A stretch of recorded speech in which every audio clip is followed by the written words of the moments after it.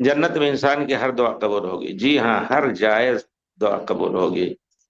ایک صحابی نے پوچھا، اللہ کے رسول، جنت میں ہمیں کھیتی کرنے کا موقع ملے تو کسی دوسرے صحابی نے کہا، یہ مدینے کے انصاری رہے ہوں گے جو کھیتی کرنے والے تھے، وہی سوال کرے گا ایسا۔ تو پیارے رسول نے فرمایا، انشاءاللہ ملے گا تمہیں۔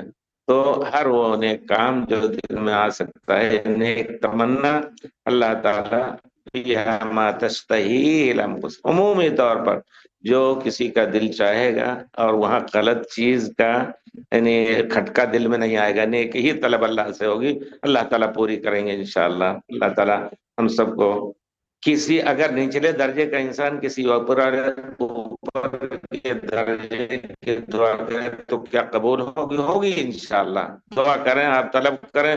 یہاں تک کہ ایک آدمی جہنم کا مستحق تھا، کا دروازہ دکھا دے باہر سے، بس جب باہر سے دیکھ لے گا تو پھر لجاجت کرے گا، اللہ میں تھوڑا سا اندر بس ایسے جھانک لوں، اور اندر جا کر کے تو اللہ تعالیٰ کہے گا، اچھا جاؤ تم جہاں چاہو، جنت میں جاؤ، جنت میں داخل ہو جاؤ۔ وہ جہنم کا مستحق تھا۔ تو ایسے کی دعا جب قبول ہو لے رہی ہے تو انشاءاللہ نیک آدمی کے دعا درفع درجات کے لیے، آپ کے لیے، اپنے لیے، دوسرے کے لیے، دنیا میں بھی اور آخرت میں مفید ہوگی انشاءاللہ۔ جیسے آپ ایک پہلے فلور سے دوسرے فلور پہ شفٹ ہوتے ہیں، اللہ تعالیٰ کر سکتا ہے، دعا کریں۔